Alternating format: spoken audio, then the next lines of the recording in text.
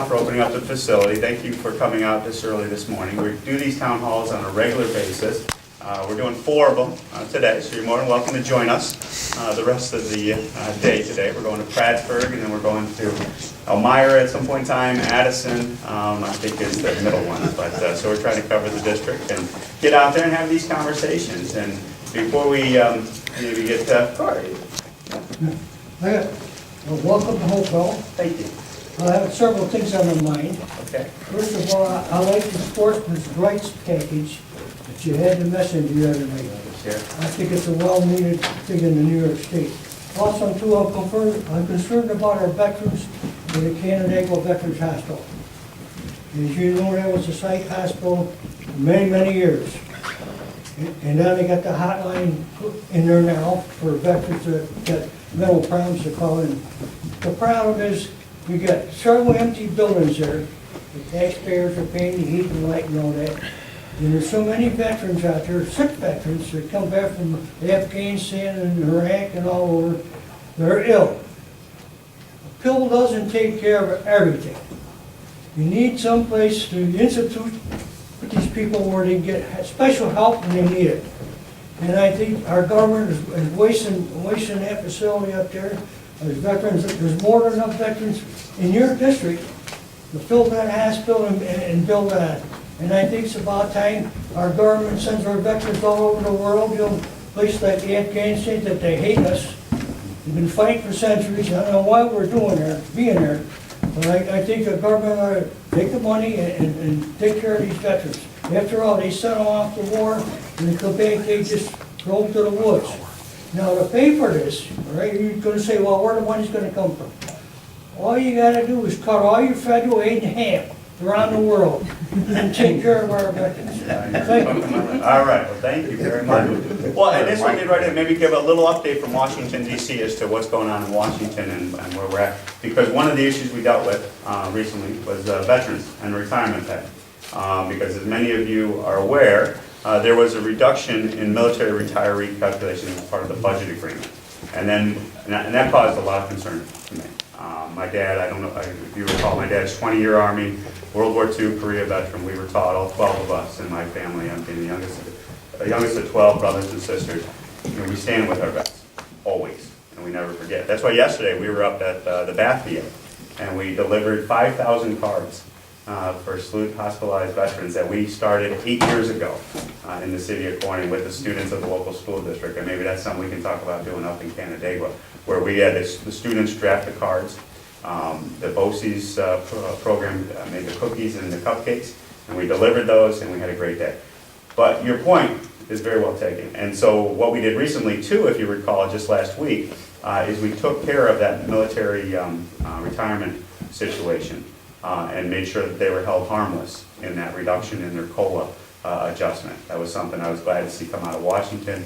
The Senate picked up the bill, so the House and the Senate have passed the bill, and that looks like it's going to be taken care The of. students in the Canandaigua School District and around here, they made Valentine's up and sent them to the Veterans Hospital. Oh, good. Just so you know. They did. Okay, good. Because this is one thing that, you know, I used to go to Canandaigua all the time.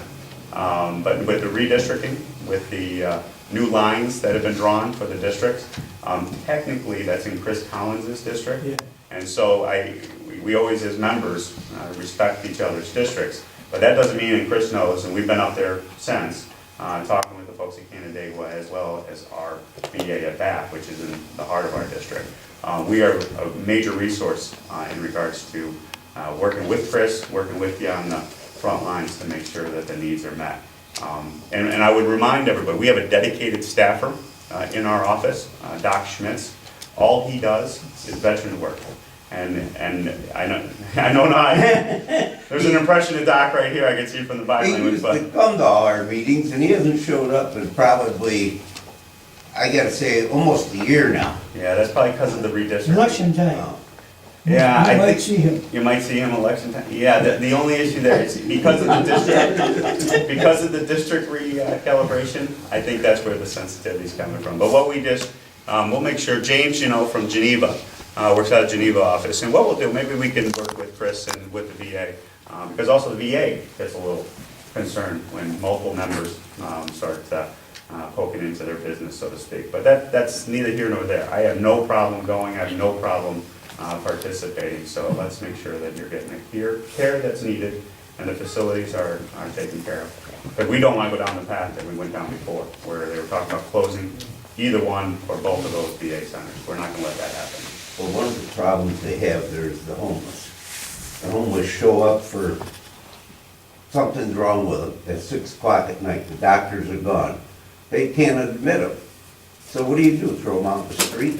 I said, there's something wrong here. You got 2 empty buildings. At least put them up someplace, give them a bed and let them stay warm. That's all I'm saying. But well, let's continue to work on that, and I can assure you, our office, that's a priority in our office, and with those dedicated resources, we want to make sure we're getting. The other thing that we did in the budget agreement that was part of the, I didn't like what they did with the retirees for the COLA adjustment, but we did allocate resources on a priority basis to that backlog situation for the VA benefits coming out of Philadelphia.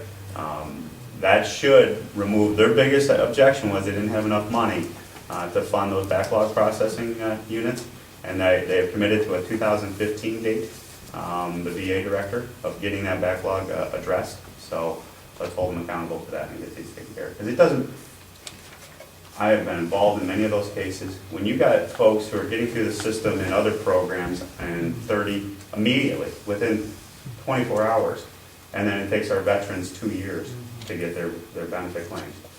That's not appropriate. So that's a little update from DC. The other thing I wanted to touch on before we open it up is that we do have written questions just for the purposes of covering as many areas as possible, and if we run out of time because of those other town halls, we have the ability to communicate afterwards to talk about it. But I did want to talk about the Farm Bill. I know we got some Farm Bureau representatives here in the audience. We did pass the Farm Bill. It did get signed into law. Got the 5-year bill, which we were really shooting for. I think we made some real good reforms in regards to dairy pricing. I think we've made some reforms in the crop insurance program that are going to be helpful. And then our specialty crop initiatives was something we were really focusing on the agricultural side. We did address some issues in the food stamp program. I think we've made that a little leaner, a little meaner in the sense of being much more effective in delivering the resource to the people who need it most. And I think that's a reasonable compromise, and that's why we were glad to support that 5-year bill. Didn't know if you want to skip, you want to offer anything on the Farm Bill that you'd like to offer? No, very pleased. Thank you very much for supporting it. I think it is a good bill overall, and there's some changes in there that particularly dairy farmers are going to have to get used to. But I think it's a good bill and some good provisions in there, and we certainly appreciate the support that you gave to the Farm Bill from Farm Bureau and all of our Farm Bureau members. Thank you. I appreciate that. The other thing, just recently, as you probably have read about, and then we'll open it up to questions, the debt ceiling situation has been addressed. We voted against the relief of that debt ceiling. The reason why is there was no reforms and no spending reductions as part of that package. I will be a partner, as I've demonstrated with our record before. If we're taking steps in the right direction to deal with this national debt crisis, I'll be there, and we'll join in those efforts. If it's just status quo, I think go to Washington, D.C. to maintain the status quo, and we're going to be opposed to that. So now that issue is behind us. It's something we got to just keep continuing to chip away at, because this debt crisis, and we have some handouts that we gave to you, is starting to blossom, and it really is a threat to us in America. I can't stress that enough to us, because when you look at just the interest payments, I know a lot of people have talked about the Congressional Budget Office recent report on the Affordable Care Act, Obamacare, but there was another report that the CBO came out with, and talking about the interest payments on our debt between now and 2024. Right now we're paying about, well, it's right up here on the chart. Right now we're spending about 200, a little bit more now, this is 2012 numbers, but about $230 billion. By 2024, based on the conservative estimates from the Congressional Budget Office, our interest payment on the debt alone is forecasted to be $880 billion. Why is that relevant to you? Because there's a whole argument, you'll hear people say, oh, that's not relevant, it's not like a corporation, it doesn't have to be paid back, as it's debt to ourselves. I've read all the Paul Krugman stuff and understand where it's coming from. But you have to pay that $880 billion. And if you look at what we spend money on, if you just put it in perspective, all of our defense costs, national security, defense, $670 billion. Everything on Social Security, $768 billion. So if you gotta come up with a payment of $880 billion in 10 years, where's it gonna come from? You talk about a crisis, you talk about allocate, you talk about not being able to service our vets, you're talking about not being able to address some of the needs of America. Where are you gonna get that $880 billion debt payment from? And that's why this debt has to get under control. This will cause real implications to people. And it also jeopardizes the number one issue, ooh, one more question, the number one issue that we're working on is we have to get people back to work. One of the solutions to this is not just reducing government spending, getting the government into a much more limited fashion that I believe it should be, and getting it downsized on the spending side. You have to get people back to work, because the more you have people back to work, you have more people contributing, but you also have less people pulling on the system. And so that's why growth, healthy economy, a long-term stable economy is so critical to what we work on. And we give out 4 points in those handouts as to what we focus out of our mission statement on those 4 points, dealing with the debt, regulatory relief, comprehensive tax reform, and then all of the above energy policies, so we can reignite this American manufacturing making element there. So that's what we're focused on. That's a little update from DC, and we'll do for the gentleman here, but then we'll get to the written questions. One question on Social Security. Yes. One thing I can't find from the federal government is, they don't tell us how many people on Social Security die every day. They keep telling us how many add to the roster, all right, every day, but they don't tell us how many people go off the rolls, same with Medicaid and all that. You never hear that question. You know, I bet you that's quite a number every day that people die in the United States that go off Social Security. Now that number, I won't hazard to guess, but I know we're putting about 10,000 a day onto the system, and I think it's 4 that are passing away. Because right now, where the baby boom is coming into existence, so the demographics. Don't quote me on, but I think there's many more coming in that are going out. But there are a lot of them that get killed. And we had one get killed in a car accident just outside of Manchester. He was 64 or 65 years old. He should have been retired, but he wasn't. Coming home from work and he got killed. He's never collected a penny, and he's paid into that for probably 40 years. There's a lot of that happens. He's not the only one. Sure. So there My is dad one died at there. 48, so I know exactly what you're talking about. I have a sheet here that I've made up with what I call wasted money, I like that. okay? We're spending $75 million to upkeep the past president's libraries. That's not our business. He wants to put up a fabulous library, let him pay for it. We shouldn't be putting extra money in his pocket to hand out letters and that. He gets a very good retirement. So I think that's wasted money. Another one, we're spending $1 billion to run the chartered schools. The chartered schools are run by a guy from India who fired 2 American teachers making $40,000 a year and hired 2 from India at $100,000 a year. I mean, at $1,000 a year. Not So- aware of that situation.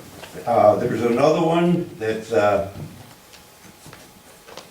barber shop for the senators and congressmen. That barber gets $80,000 a year. I want to see a barber out here that can make $80,000 a year. That is uncalled for. You have Well, I don't go there often, but I have been there. for free. No, that's bad news. But I did pay. 'Cause there's a What are you barber- paying them for? We're paying I them didn't know he's getting, $80,000. I did not know he's getting this out. I'll check it out. That's, I always thought they got paid from their coffers. Another thing, I'm very much against illegal immigration. I don't mind if they come across legally like everybody else. My parents, my grandparents and my father came across legally. And every year, until they became a citizen, they had to go to the county court and say what they were doing. They had to show that they were supporting themselves. I think it's wrong. We gotta get rid of them, send them back and say, you go through the consulate. If you haven't been arrested, you haven't done a crime, you come back in and you come with green papers. You get them signed every year. I think that has killed that's why we have so many people on unemployment. You got people running across the border, we don't know how many we really have here. So, that was another one. Foreign aid. I do not see why we are giving foreign aid to any country where their dollar is worth more than ours. If you go to any place in Europe, the euro is $1.50 American money for 1 euro. Why are we giving anybody over there foreign aid? Why are we giving if we give anything to London, that would be even worse, because that's $2.40 of our money for one of their pence. Go over there once, you're ended up with an empty pocket when you come out. There was an article on the news that we're sending 24 Apache helicopters to 2 different countries overseas. No. Those are our best fighting helicopters. Why are we giving them to another country? They're billions of dollars. They're not a cheap item. So I'm against that. The minimum wage, they need to raise it, but you gotta be careful. You know, Obama's talking about, excuse me for not saying president, but he's talking about raising it $2.50.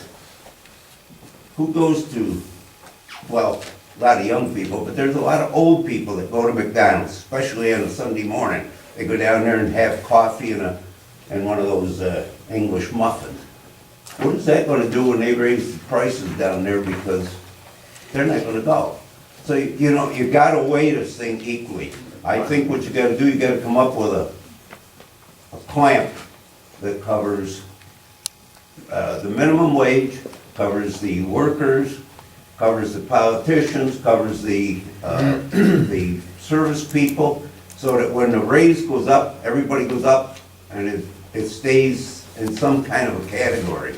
You can't just throw in one and hurt the other one. That's what I'm trying to get The other to. I consequence. had a lot of issues there. I want to make sure that Tom gets a chance to respond to. I'm gonna give this to you. Yeah, no, that'd be good. Well, I'm sure we're gonna cover a lot of them. in Yeah, the well, one break. of the reasons I came down is we did have another question about immigration, so I want to make sure we had a chance to talk about that.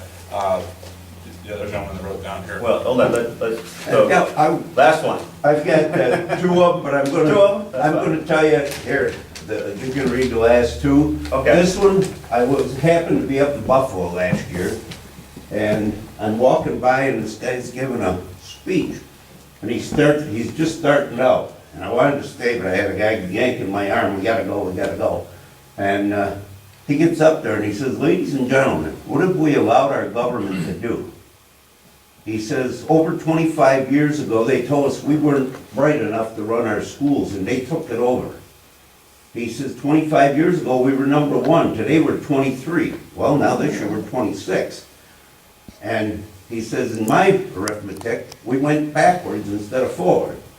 He said, then we had a president just a few years ago that said we weren't raising our children right and passed all these rules. He says, these kids don't have any manners. They don't, now that's not for every kid, but a lot of them don't. They don't know how to talk to people. He says, you watch them walk down the street, a boyfriend and a girlfriend walking down the street together. One's texting, the other one texts back. They can't talk to each other. What have we done to our country? And I've seen that firsthand with my daughter. I'm confused. They're sitting right there, and their boyfriend's right here, and I'm like, are you talking to each other? And they're like, Yeah. "Let's talk to each other." I'm like, open your mouth, you're right there. I relate to that. I know exactly what you're referring to. Well, you cover a lot of good territory here. And a couple big issues, and then we'll get to here. The waste of taxpayer dollars, that is something we are very sensitive to, and that we continue to try to target. We put out our waste fraud and abuse initiative, we put a spotlight on it. That started day 1, when I first got down there. When I got the budget, went through the budget, found we were building a sewer system in Tijuana, Mexico. That makes no sense to me. No. We're subsidizing the Presidio when it's making money, they're doing films on there. That doesn't make any sense to me. Well, We put it in the spotlight, and we put it out there. Studying the cocaine addiction behavior of quail birds. Why are we doing that when we have $18 trillion worth of national debt? And that's where we're going to continue to push on that. We're going to continue to do that initiative. But one thing that I think we all have to be aware of is so many elected officials get up in front of crowds like this and they say, we're gonna get all the waste, fraud, and abuse, and the problem's taken care of. That's just not being truthful. We have one that likes to look popular we by need- giving or not contributions, but what do you call it, aid to a new company that's coming in. I think that's dead wrong. So what we need to make sure that we keep, we need to do the waste, fraud, and abuse. We need to get all that, and we need to clean that up. But we also have still about another, up until last year, there was probably about $600 billion of deficit. If you call all the waste, fraud, and abuse, you're still gonna see a shortfall in our coffers. And so we gotta do it, and we gotta have a bigger conversation of how we're gonna get out of this mess. Now, the issue of 4 and 8, that was something I floated. I've been pushing that as part of the honest proposal that we put forth to the president to try to deal with our debt, being a path to guarantee focus on some issues of tax reform, entitlement reform, to stabilize Medicare and Social Security. And one of the things I said, one of the easy spending reductions that I see is we spend approximately $47 to $50 billion a year in 4 and 8. It's time to lessen those lines. It's time to reduce those 4 and 8 lines, in my opinion. And in this budget agreement, we did take a $4 billion reduction in there. That's good. It's not the end all and be all. It's not the final solution, but it's a step in the right direction. So I was happy with that. But you're absolutely right. I mean, when we talk about 4 and 8, it doesn't make sense to me to be funding some of these entities in these countries that are not friends of ours. I mean, It doesn't make sense. And the other thing in 4 and 8 that's very troublesome to me, we're going to have 4 and 8. And then just so we're clear, I do not support zeroing out the 4 and 8. There are allies such as Israel that I'm going to be a staunch supporter of and I'm going to stand with. And we give about $3 billion of 4 and 8 to Israel. That has a return on the investment. We stabilize a very close ally in a region that needs to be stable.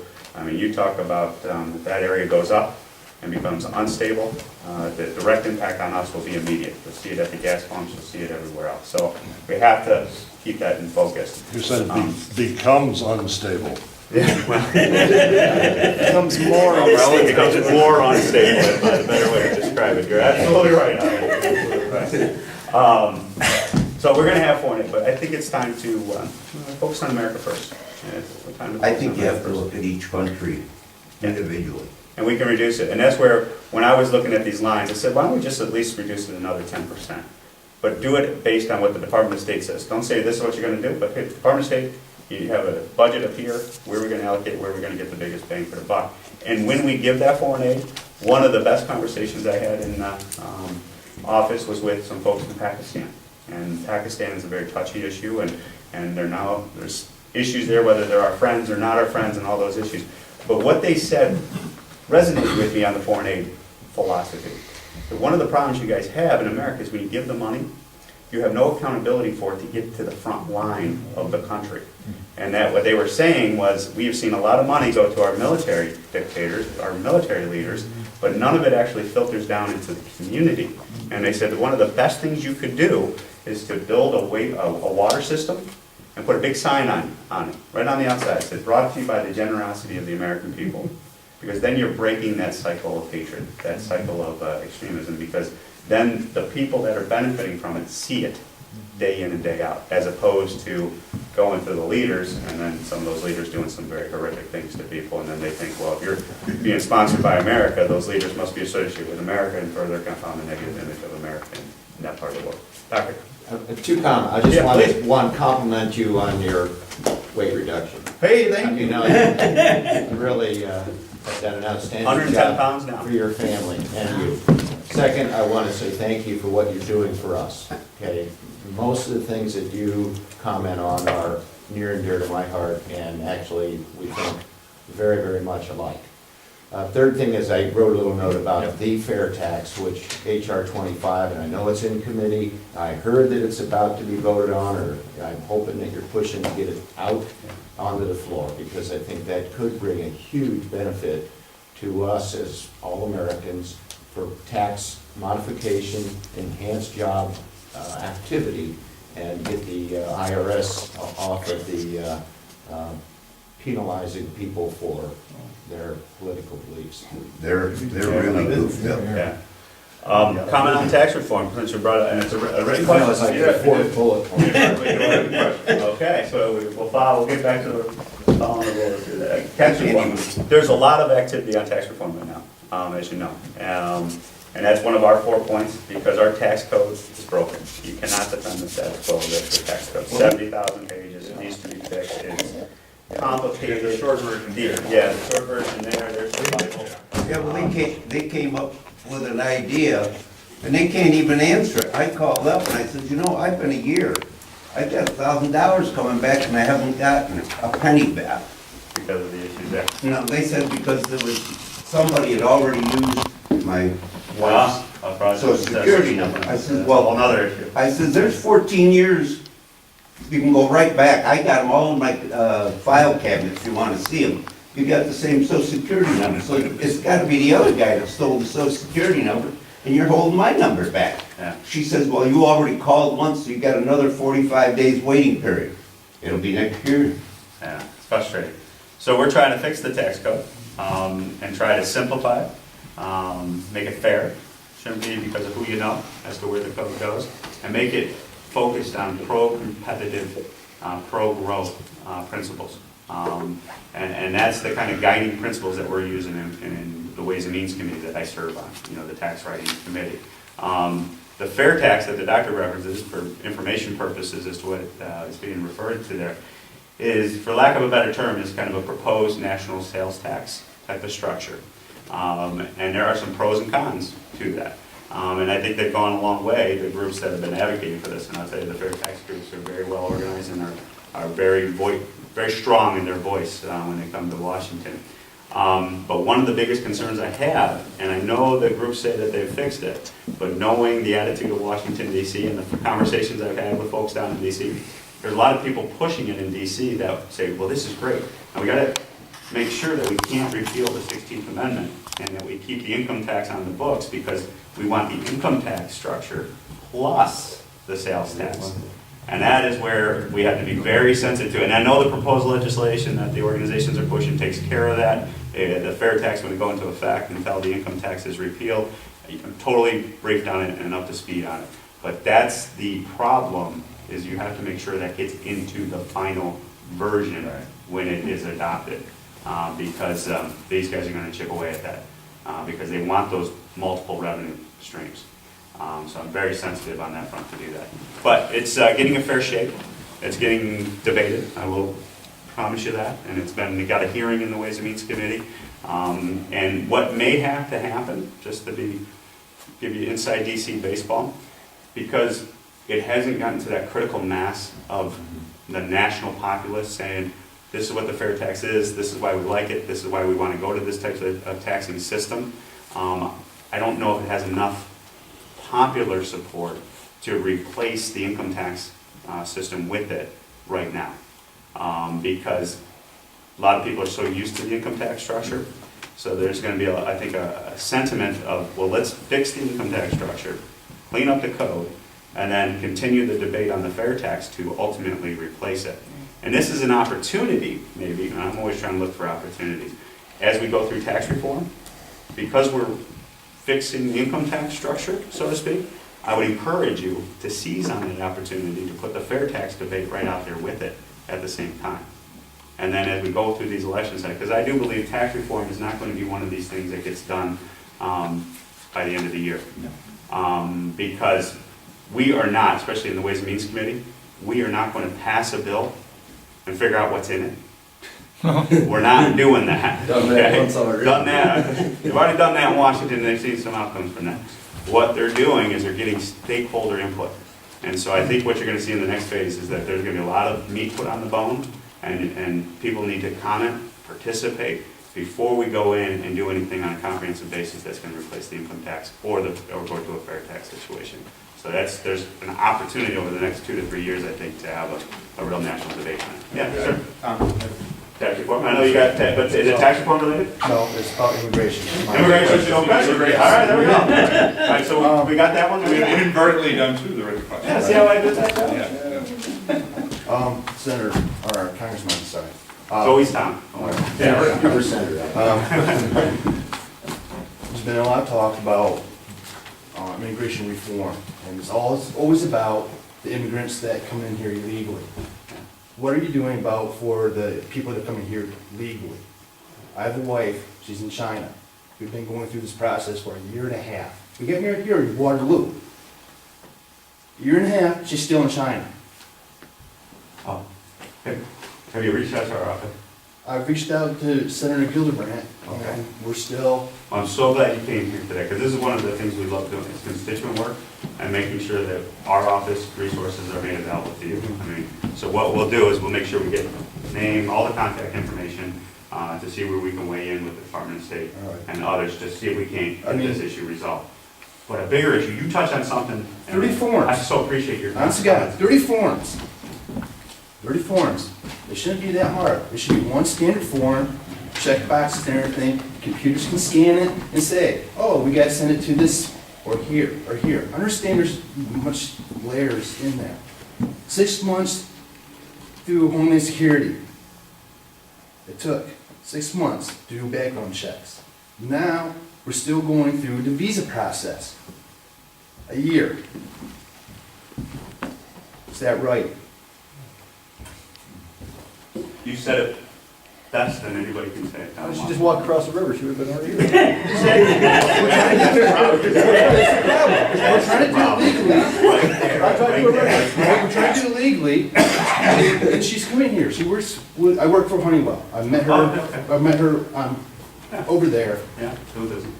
do business, we got married here. She's still gonna work for Honeywell. She'll be contributing to the country, paying taxes, contributing. She has a daughter we're trying to get here because she's not in the upper 20%. She's not gonna be able to go to college.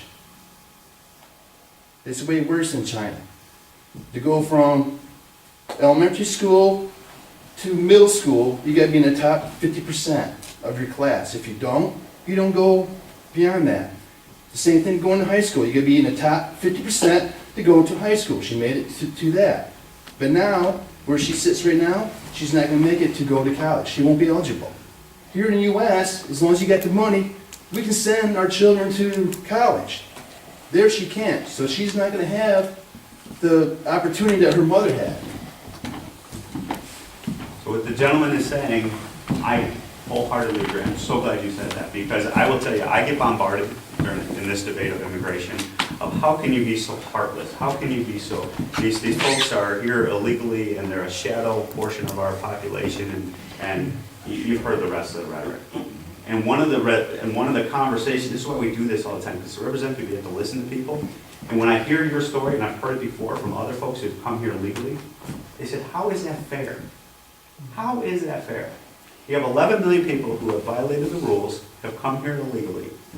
I waited in line, spent a lot of money, a lot of these folks, and did everything right, and you're going to give the exact same benefits to the folks that came here illegally.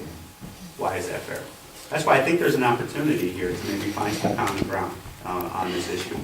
And if you talk about the issue of legal status, and when we talk about legal status, what I mean is we're not talking about citizenship for those 11 million folks, people that came here illegally. The penalty is, you came here illegally, there's a penalty. But we can have the conversation. If you come down, get registered, you plead guilty, we have the national security threat identified and resolved. We'll talk about a legal status so that the risk of deportation is removed from your head. But you will never get citizenship. And I'll tell you, that to me makes sense, okay, to a degree. Because you're recognizing there's a penalty, and also there's an opportunity to, when you talk to people that are here illegally, and I'm not talking about talking point people that are brought in off the street and say, hey, tell this to the congressman. We have people come in the office down in DC, we had a group, there was a picture, it was wrong, the New York Times had our picture in there, but they referenced it, it was the wrong office. But anyway, there was about 30 or 40 people that were in our office. And I came back from voting, and I walked in the front door, and I just had a conversation. And they were like, Dad, and they were doing the talk with us. We need citizen, we need citizenship. I said, okay, let me see if we can't come to some agreement here. And we started talking about this issue. And they're saying, wait a second. These are illegal, representing illegal immigrants that are here. So what you're saying is that we can stay here, we'll have status. Kids who came that had no choice of their own, who kind of relied on their parents, and the parents brought them here. I'm open to having the conversation about them having a path to citizenship and becoming citizens down the road. So you're saying I can be here, I'll have legal status, and I have to give up, the penalty I have to pay is I have to give up the ability to become a citizen of the country. But my kids can. And I'll tell you, the light bulb goes up. That's why we came to America. It's because I wanted my kids to have a better life. It's not about them. I will tell you repeatedly, every time I've had that conversation with an illegal immigrant, they're like, we came to America to better our kids' lives. And if I have to pay this penalty, they're more than happy to do it. And that's where I think there's an opportunity. If we're going to resolve this issue of immigration, maybe we can have that conversation. But I tell you, one of the frustrating things I have in DC on this issue is when we talk to the other side, we talk to everybody. Being the youngest of the club, we talk to everybody. They will not, they keep moving the goalposts. They say, oh, nope, it's got to be citizenship. It's got to be citizenship now. It's going to be right now. To me, that tells me that they want a campaign issue. They want it for the political purposes that are related to it. And I tell you, if they're not going to get serious about having this conversation, I don't know how we're going to get to the finish line. And so we got to continue to push forward. Going back to your issue on immigration about border security and things like that, and you're talking about the ability to, you got to tell me, in 2014, we don't have the technology of the U.S. government to be able to process the paperwork, have type of biometric cards. There's a whole program called the Red Card program that we got exposed to when we were out in Colorado on some issues, and the folks were talking about it. I mean, I can go to an ATM, I tell this story all the time. You can go to the ATM anywhere in the world. It will tell you your name, address, your bank account, how much money you have in your bank account. Even like, if you're taking out $20, they'll tell you have $20 in it. And we can't figure out a system at the government borders that we can go through and swipe and have a biometric card and ability to control the border. It tells me something else is going on here than what the real issue is. So immigration, border security, potentially having a conversation about legal status. I think also in the meantime, because I think this is getting tied up in politics, we're going to continue to do our work on the agricultural issues, the H-2A and the H-1B, or I did that backwards. The student visa and the guest workers for our farmers agricultural community. Because there's a lot of problems with that paperwork. And one of the frustrating things I hear in the district, when I go to farms and I talk to people and they say, we can't find people to fill these jobs. We got 6-7% unemployment, and I get from repeated across the district from Chautauqua County all the way over to Seneca County, Ontario County. We can't find people to work on these positions. There's another problem. That's a flip. It's true. Yeah. It's true. Absolutely true. And that's another problem that we got to deal with in America. But in the meantime, these family farms are struggling. They need that labor source, so we're going to continue to be partners there. And then the other one is the student visas. We have so many colleges and universities, and the policy right now, essentially, for all intents and purposes, in my opinion, is we educate kids, we attract them here, and then we kick them out of the country. Yeah. We've got to do a better job than that. We want them to innovate and create their opportunities. Would that Before we be- move on, just a second. Yeah. Just want to make sure, this is your question, Ron, this is your contact information. And conveniently, we handle our casework on immigration out of our office in Geneva, the office that James is in charge of. So I want to make sure that we have a chance to have James take down the contact information. We'll contact you. To see if we can help the situation with your wife. Yeah, we do this stuff all the time, we'll definitely contact you. And I'm the kid of an immigrant, and I like doing that stuff too, so I'm happy to help. Would that- I respect her. would that legal status give them the right to vote?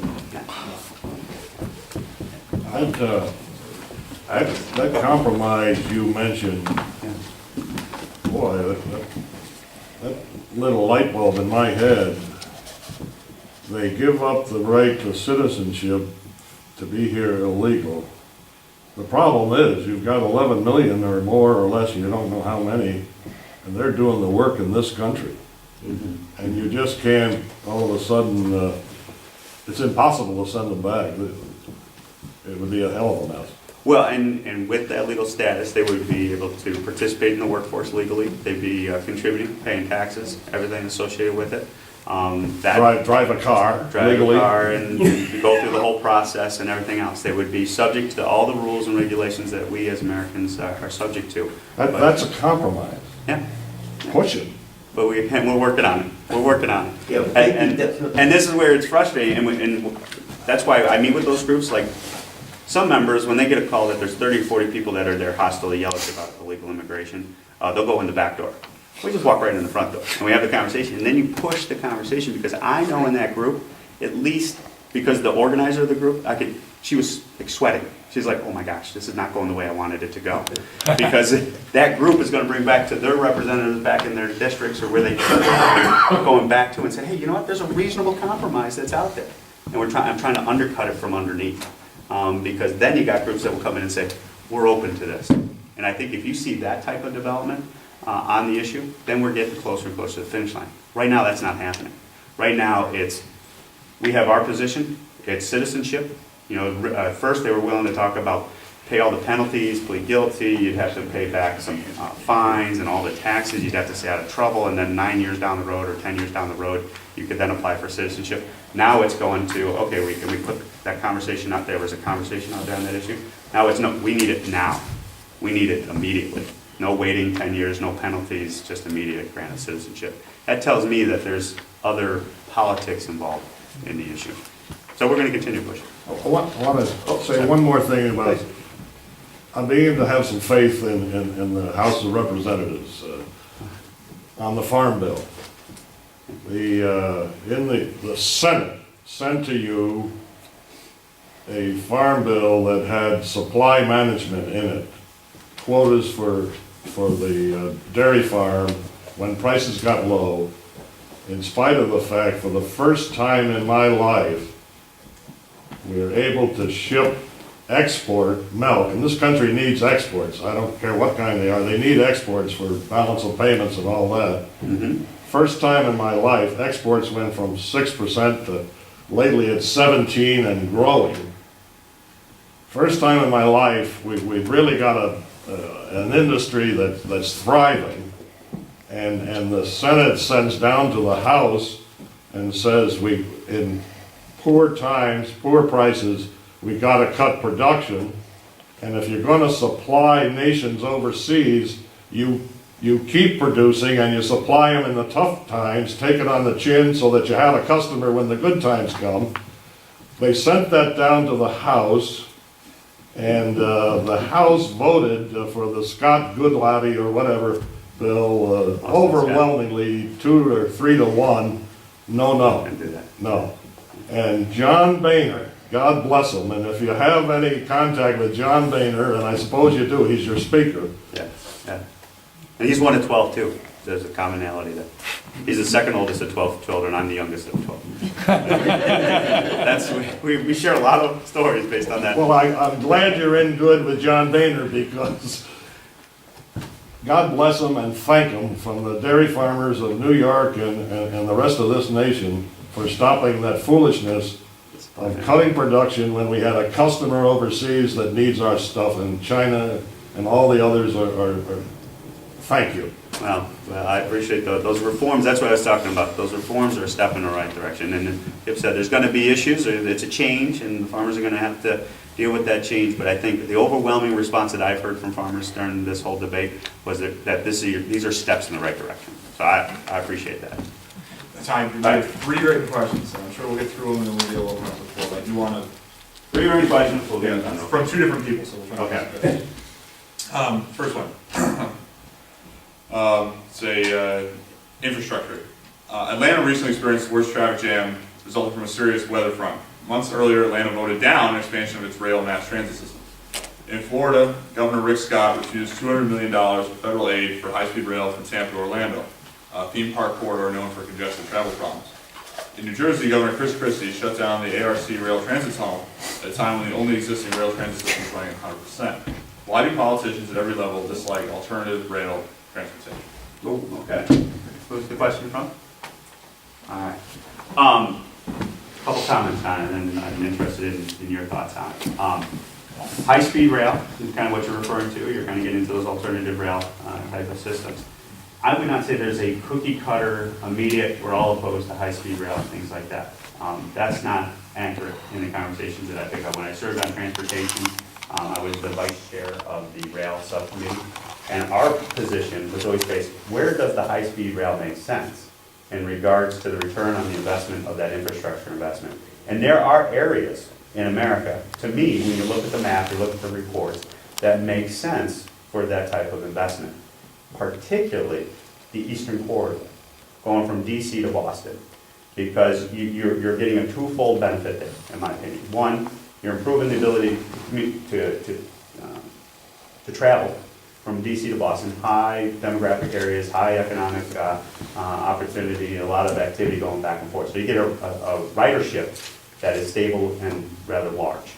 The other benefit is because of the air traffic patterns around the eastern coast, especially the New York City area, you have heavy congestion on our air travel. So it makes sense if you get more people riding on those rails in that eastern corridor, and you take them off the planes and you take them off that air congestion issue. So there's an opportunity there that makes sense. And if you look at the math and all the economic studies, there's a return on that investment. Now, where you may have seen our position on it here locally is we were asked to weigh in on the high-speed rail across from Batavia to Rochester, for example. That doesn't make sense to me. When we're dealing with an $18 trillion deficit, and we're talking about where we're going to allocate infrastructure dollars, when you got other infrastructure needs across America, what is the return on the investment for putting a high-speed rail in our backyard? Now, elected officials love to come to the local community and say, hey, we're going to put this in, this is going to be great, and this is going to do wonders for jobs and everything else. But if you don't have riders going back and forth, how are you going to sustain it without being bailed out by the taxpayer year after year after year? Well, again, So those are the questions we ask, and when you looked at the math and you looked at the studies, you just said, you know, this just doesn't make sense. And I hear the argument that people, again, I talk with everybody, well, if you build it, they will come. I again, get it, but I'll tell you, I just don't see where that's gonna come from. how can you understand that it costs almost as much to go on a rail as it does on an airplane?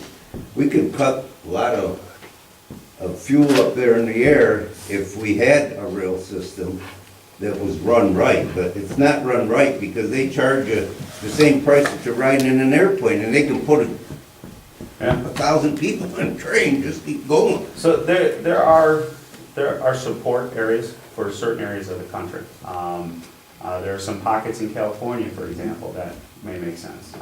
Los Angeles and San Diego corridors and things like that. But to have a blanket position that we're opposed to high-speed rail, I don't think that's accurate. But there are people, many of us, myself included, that are asking the question, does this make sense to use precious hardworking taxpayer dollars? And where's the return on the investment? So stay tuned. The Highway Trust Fund is another issue, an infrastructure issue, because when you talk about improving rail, and there's a lot of folks that are out there who are advocating, and I'm one of them. Our road systems, our water systems, our sewer systems, they are in deplorable condition. So if you're looking at the big infrastructure needs of America, we also have to have the conversation of rail, water, sewer, roads, all those other infrastructure needs in America.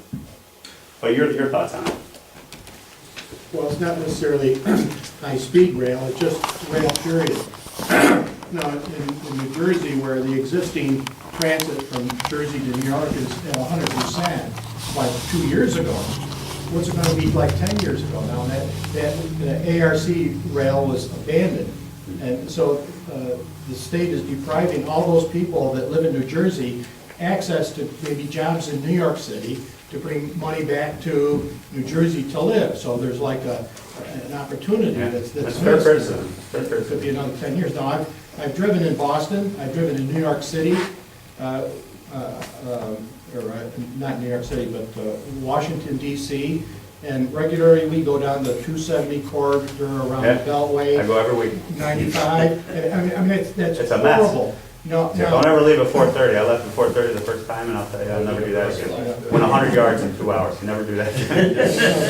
The Or you DC get Metro run goes over. to Rockville, that should be extended up to Frederick, Maryland, from Rockville up to Frederick, Maryland, and it would take thousands of vehicles off the road every day to eliminate the traffic. See, and I think what I'm hearing in your comments is a sentiment that where it makes sense, let's allocate the resource.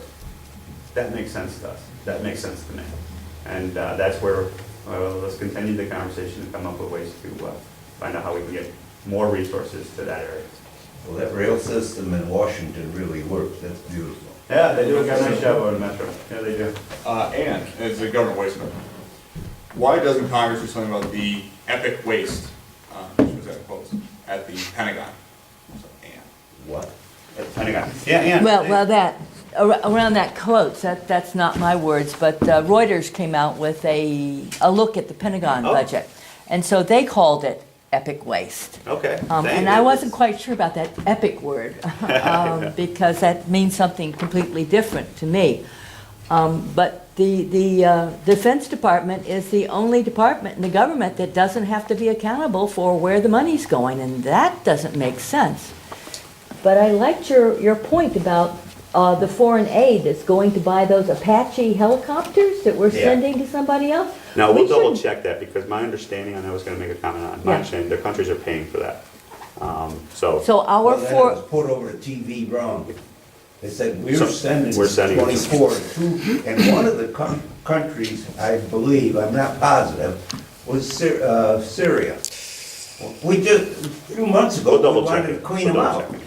but the foreign aid, which you rightly point out, our foreign aid should not be going to support the military and to send over military arms and helicopters and guns and stuff like that. Our foreign aid should go to those schools and those sewer systems and that sort of thing, which helps those countries improve and grow, and are projects that I think every U.S. citizen would support. But the Pentagon, the Defense Department really is running a very sloppy, very sloppy, You know, there's Operation, or whatever you very want. sloppy operation. Well, and that's where I've always taken a position, will continue to take a position. Every single one of the lines of where we spend our dollar needs to be reviewed to mine for that waste, fraud, and abuse, defense included. And I think you've been at many town halls, I know, Ann, and you've heard our conversations about, one of the best conversations I had with Bob Gates when he was Secretary of Defense. And what he indicated, he's like, Tom, we can find some money, we can find savings there. And I think we can. And this is another example of what we can do. I mean, we're doing some work on strategic sourcing and some other things like that. It does make sense that each one of the departments has its own procurement policies. We need one to make it effective. Anyway, the point was, we can save maybe 10%. Say we can find $60, $70 billion, and we still fulfill the mission. Mission has to. We can't go across the line. We send our men and women in harm's way. We put them in the best position to come home safe, 100%. And we have the capability to take care of those threats that are over there. But what he highlighted for me was that if we find $60 to $70 billion of savings in defense, for example, allocating it to another line of the federal government by expanding another program is not getting you out of the hole. And he says, Tom, I've been here, DC, many, many years. That's what they do. And so that's where we have to be watchful of them, is that if we find savings here, let's maybe talk about downsizing the government and using it for the purposes of getting out of debt. To me, that makes some sense. Now, doesn't mean it's always going to be a dollar for dollar and all those types of things, but the concept of, if we're going to reduce the waste, fraud, and abuse, let's reduce the waste, fraud, and abuse, and don't keep the problem at the same size. Well, I think Gates, when he would go and speak to the House of Representatives and point out programs, I can't remember the exact program, but it was a fighter, and Gates said, the Pentagon did not ask for that second motor. They don't want the second motor, and if the second motor is produced, they would not use it. But the corporation that wanted that government money had the power to keep that program going 5 years, and every year Gates would go up and say, we don't want it, we won't use it, it will be a piece of junk. And no, it was a motor, it was a motor for the... No, it's a single engine for the Joint Yeah. Strike Well, Fighter. there was one with tanks. They And were we just support churning out tanks in Ohio. M1Bs, which is the Abram tanks, which is the Joint Strike Fighter. That we supported the single engine. It Right. makes sense to us not to Right. have dual engines and all that. And that was an example of a learning curve that we went through to see that firsthand. The argument for the second engine was, well, what you don't want to do is put all your eggs in one basket, and if that engine doesn't work, That was the Then- only second program that there ever was in the defense, and it oh, served... no, that's not true. No, that's not true. There are redundancies. in Then the there's defense budget. no point in having a bidding program if you're not going to follow And it. that's where we have to have backups. But we were far enough down the line, that the technology, in my opinion, substantiated the fact that we could do it with the single engine, and then we'll have the supply chains to replace the single engine. So you're absolutely right. That was an area where I thought, this makes perfect sense. Why? And we did. And we went to a single engine. Now they have a single engine. But that was a big fight about 2 years ago. And I think that was part of our efforts coming in as part of 2010. There's a whole body, there's a whole group of us that are asking these questions. Where are we spending the dollar? Why are we spending it this way? And is it wasteful? Is it fraudulent? And is it of a priority that we need to stand for? And that was where we came back and said, we're not gonna support that. There is a problem with that, though. A lot of service people in World War II were saved by that second engine. A lot of those airplanes came back with one engine. It is a different situation. Yeah, Goonie Bird. This is different. There were two designs of the engines that would go on the Joint Strike Fighter, early in the morning, JSF, Joint Strike Fighter. There are two engines designed for it. One was made by Pratt Whitney, I believe it was, and the other one was GE, if I remember correctly. The little gerbil's trying to catch up there. So there's two designs, and the argument was, do you fund both designs so that you have ability to put this other engine on if the primary engine doesn't work, if that design doesn't work?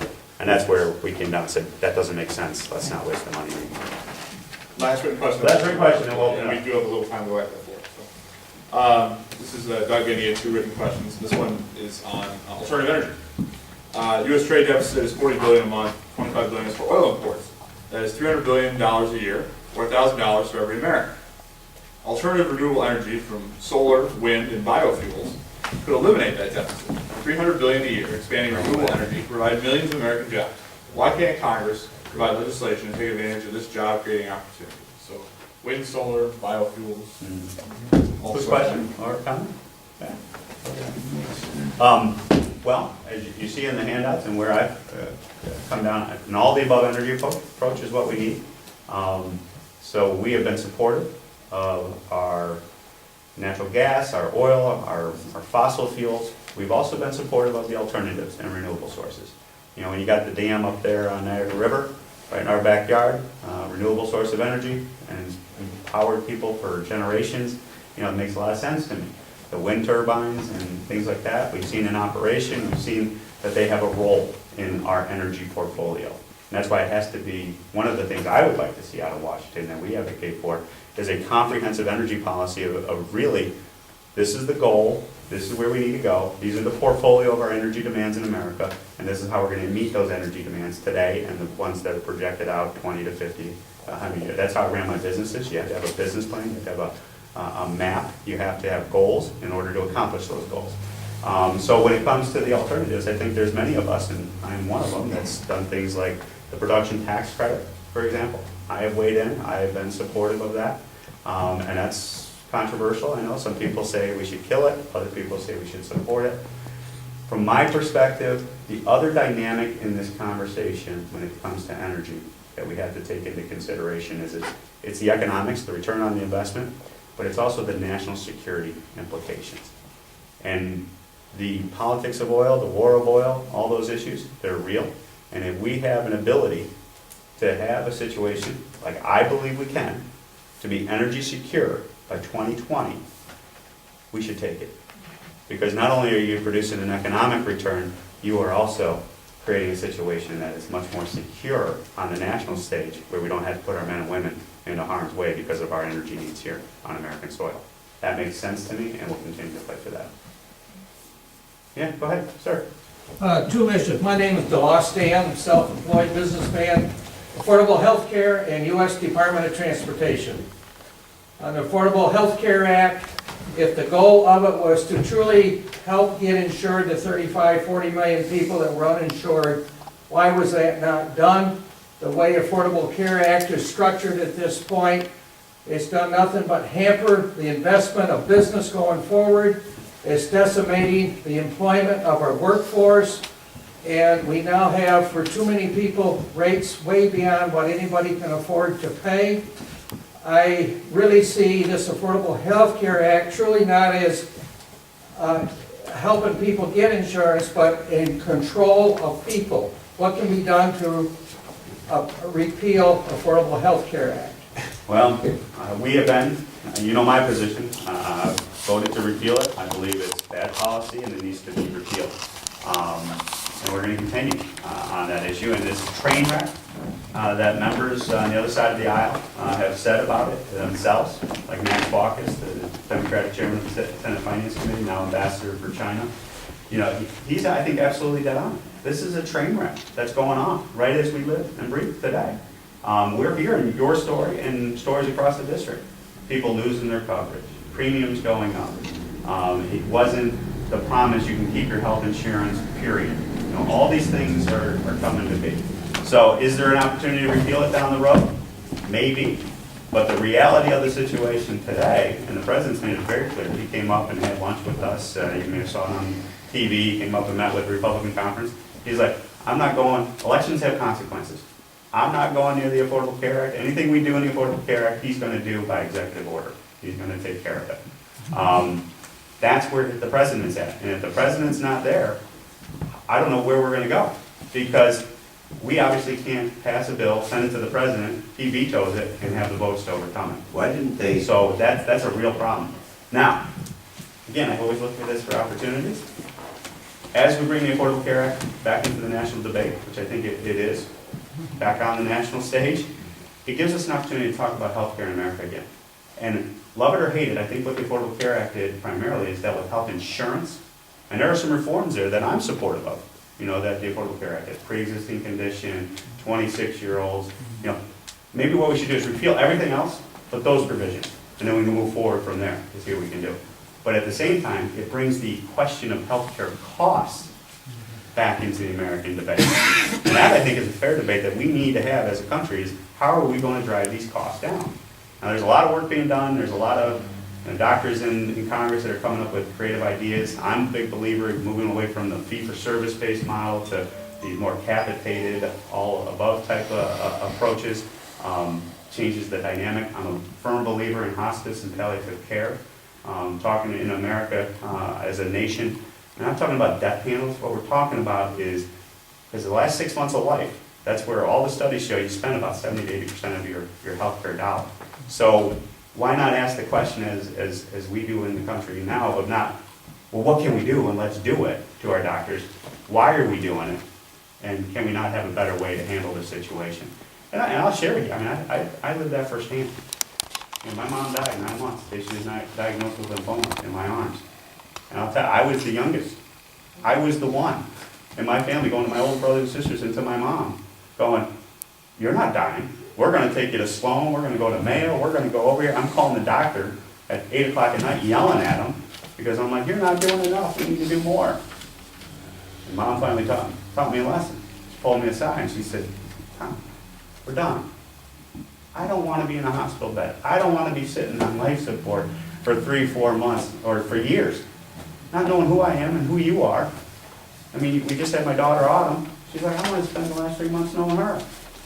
And I'll tell you, she had a great quality of life. We honored the ability of her to pass in her own bed that she wanted with all of us around, us holding her. I learned a huge lesson there.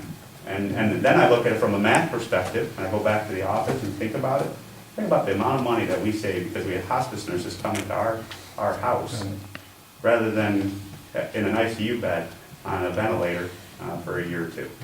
So that, I think it's given us an opportunity to bring these costs back into the equation, and we need to have that. We need to have that. Too bad that we gotta put cost with health. I mean, there's other ways. Anytime you got an 18,000-page law, you might as well throw it in the garbage can and start over. And you're I'm Department of Transportation. I have a truck in business that has to have a US DOT number. It's placarded hazmat to haul corrosive materials. I'm amazed at the rules and regulations. There's a whole thick book that govern all these rules and regulations.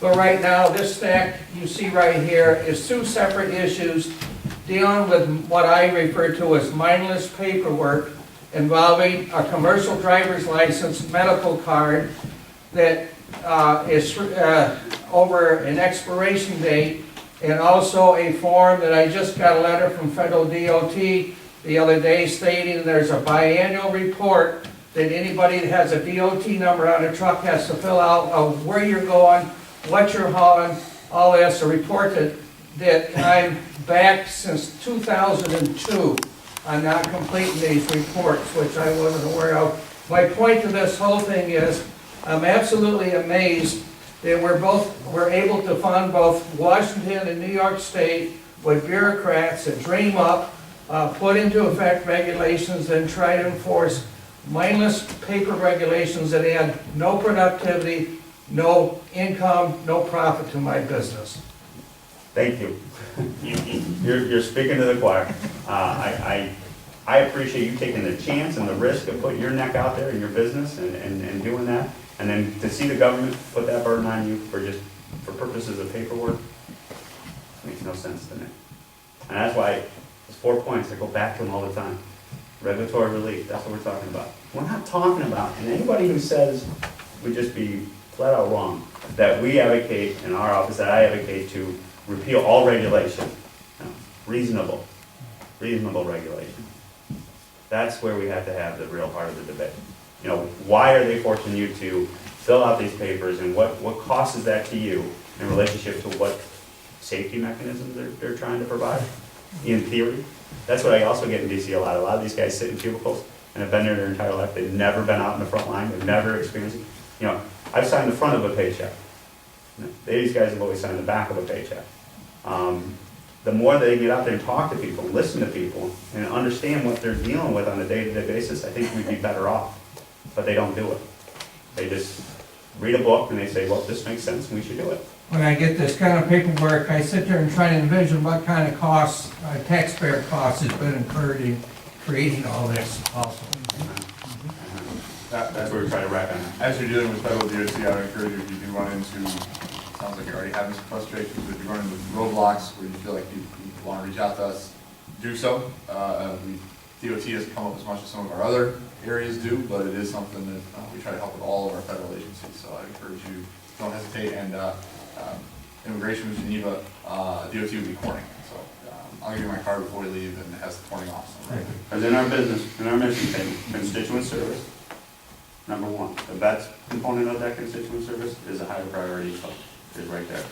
I appreciate that. Thank you. Yeah?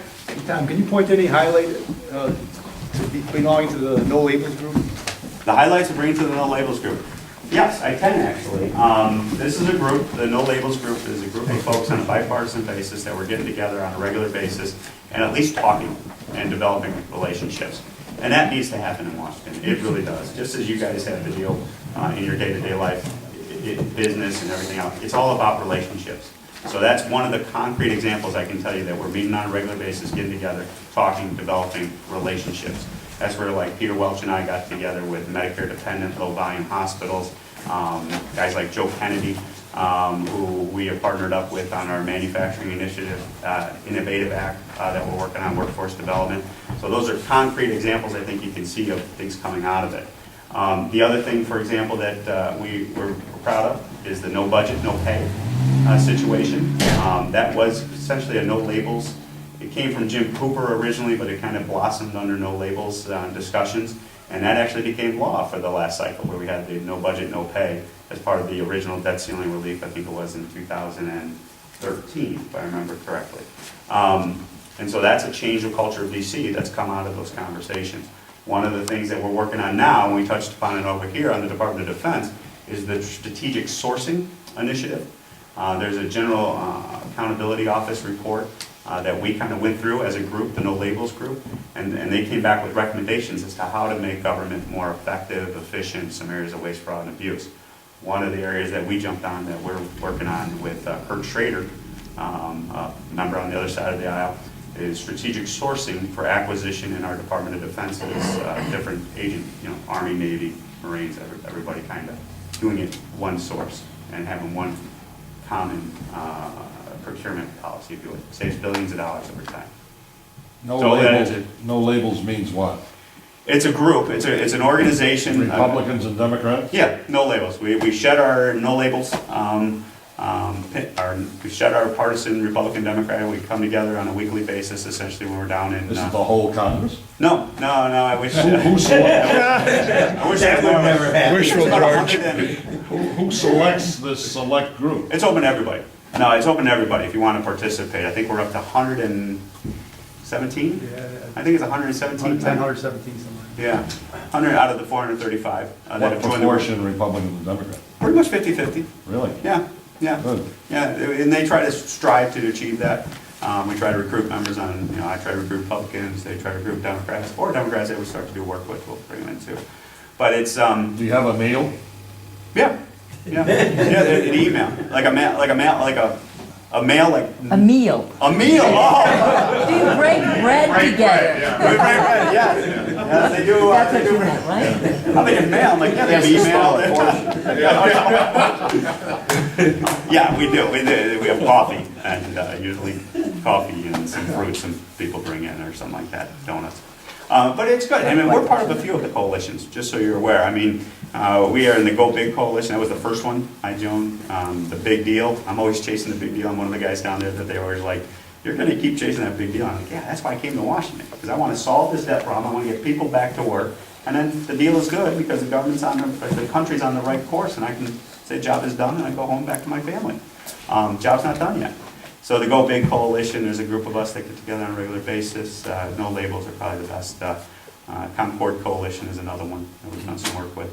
It's a bipartisan group of us coming together, and just talking. I mean, that's where, a guy like me, meeting a guy like Joe Kennedy, I mean, I'm Western New York, it's a conservative type of bent to the district. And you got Joe Kennedy of the Kennedy clan coming together on a manufacturing initiative bill. It can be done. You just find common ground. And that's the other thing I find in these conversations, guys, is after about 5 to 10 minutes of just yelling, you're an SOB, you're an SOB. Okay, well, let's talk about where we agree. 80% of the stuff, we come to an agreement. We agree. Really? We agree. Yeah, it's unbelievable. I had a conversation with Senator Begich from Alaska, senator up there, and we were in a roundtable discussion, and I said, look, and then the heart of the debate was over global warming, okay, and it was over that. And I said, you can have that debate all day long. Have we contributed to it? In my opinion, yeah, to a degree, but is there other factors, climate factors, everything else that's contributing to it? We didn't. Yeah, probably, the national climate history. But what I told Mark was, but I agree, and you agree, that polluting our environment is bad, right? Anybody gonna get up in the front of the country and say, yep, we need to pollute our environment? No, heck no. So why don't we find a conversation there and start the conversation with not spending 2 hours yelling at each other whether or not global warming is 100% man-made, or it's 50% man-made, or 0% man-made. Why don't we talk about the 80% of the agreement there where we both agree we shouldn't pollute our environment and come up with a solution to it? You start that conversation and they're like, oh, yeah, that makes sense. So what do we They do? do that when they have. That's what we got to do more of. The Concord Coalition is viable? Yeah, it's a They good. keep sending me letters to donate, but Why don't They're No Labels also may be sending you some of that stuff too. I think they're kind of the same ilk. But they're viable groups. I mean, they're people coming together to try to promote that conversation. the Concord Coalition is dead though, right? That's their big thing. Yeah, they do focus a lot on that, fiscal policies. That's where we did the Cooper-Latourette, I supported the Cooper-Latourette budget, which was essentially the Simpson Bowles Okay. into a legislative format. That's where that came out of.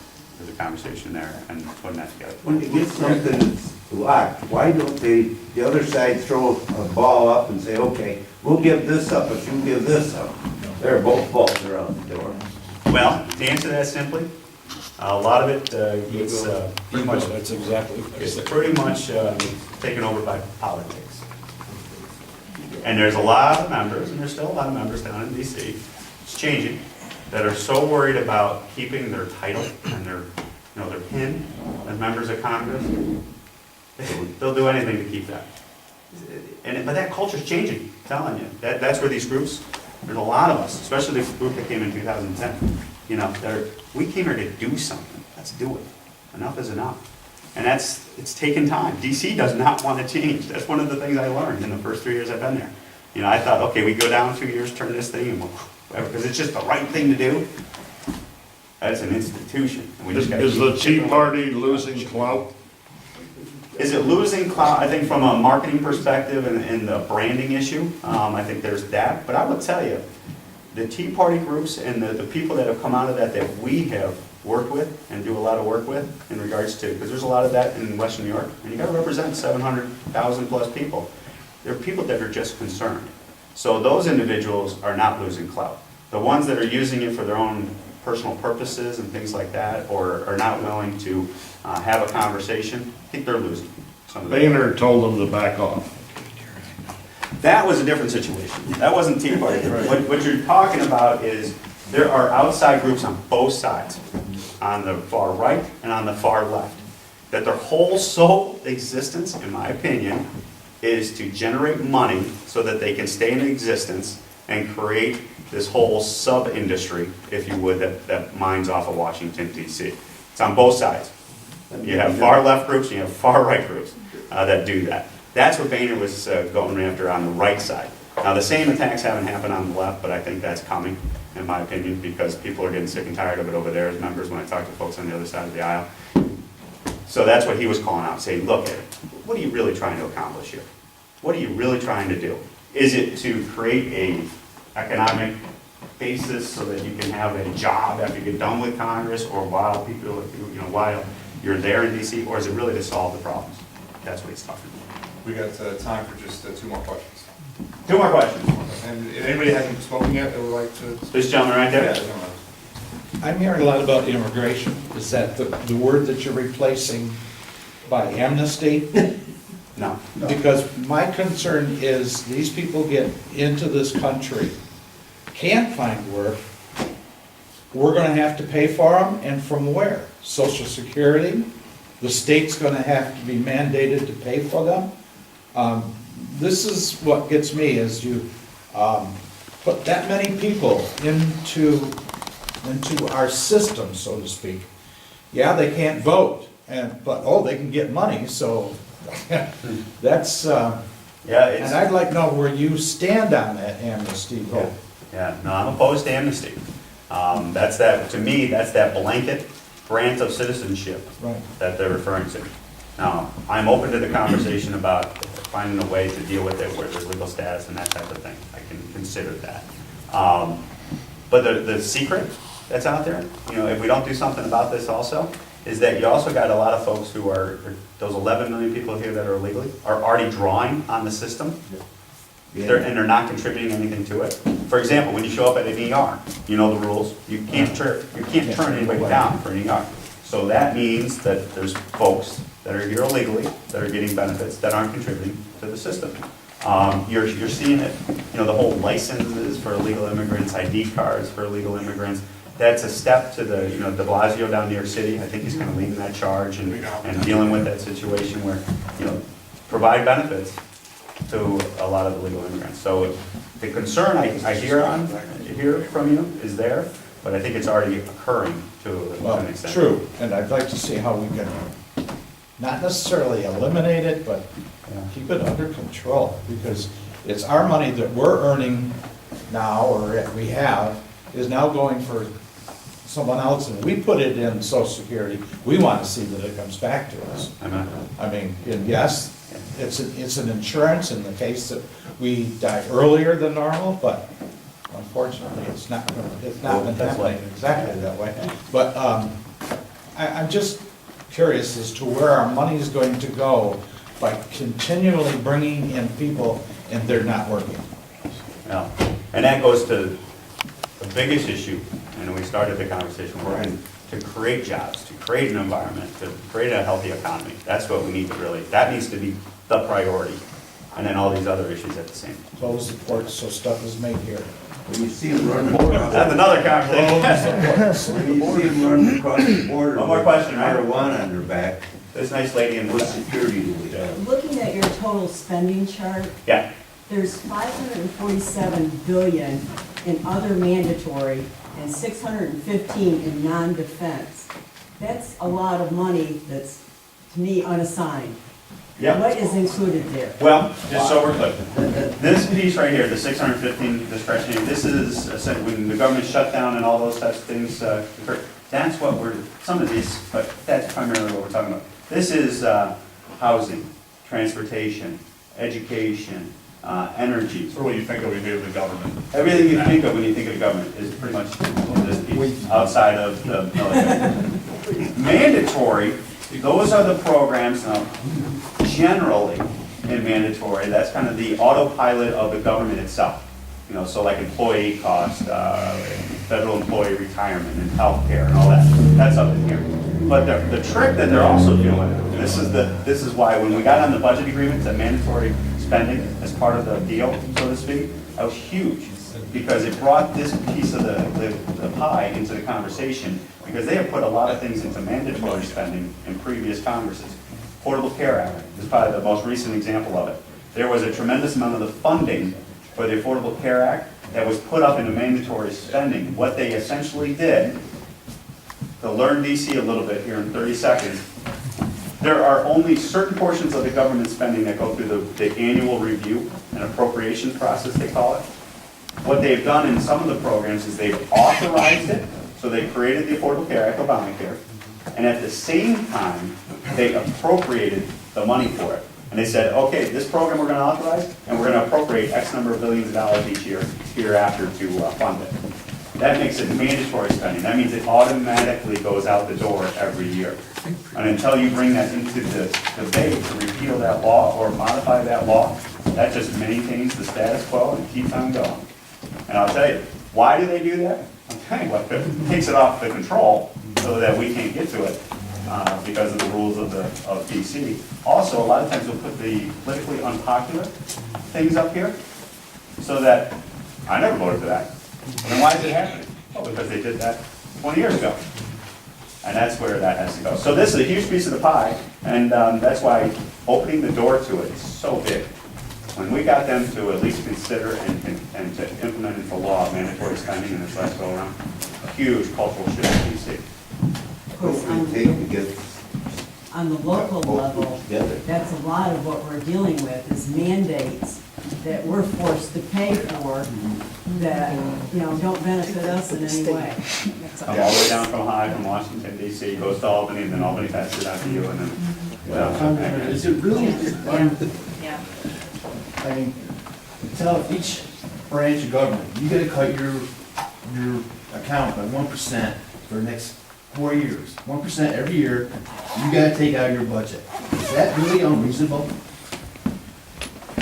doesn't solve the problem, because I've seen these Well, it issues. will if you say that we're capped, we can no longer spend, we gotta drop it. What it is we wanna raise our debt ceiling, we wanna drop our debt ceiling to here, and to do that, you gotta cut 1% everybody. Is that unrealistic? It's, when people, you would have to change the number of 1%. But that's what I'm trying to say. The math doesn't work on it. I've heard these proposals, and these are guys who are saying, oh, we cut 1 penny out of every budget and everything's taken care of. The math doesn't add up when you look at the problem, the $18 trillion problem. So, step in the right direction. Now, the problem with doing across the board, two things. It's either going to happen, because we're going to get to that $880 billion interest payment in 2024, and then we're going to say, okay, where are we going to get it from? Well, everybody's got to take a whack. That's very devastating to an extent, in the sense of there's no prioritization as to what is appropriate spending, what isn't appropriate spending, and that to me is the better conversation. So either we're going to do it that way, or we're going to say, we as a country agree that this priority needs to be funded as a whole. Never going to get 100% of people agreeing on it, but we're going to take care of the best. No, but We're going to take care of roads, water, sewer. you know, as well as I do, every household, you can sit there and say, I can take 1% of my household if I had to. Government has not done that in years. And that's where, like, the budget, at least we passed the budget since we've been in Congress, because that's what the budget's trying to do, is to send you on a path to get this fiscal house in order. And thank goodness we did it.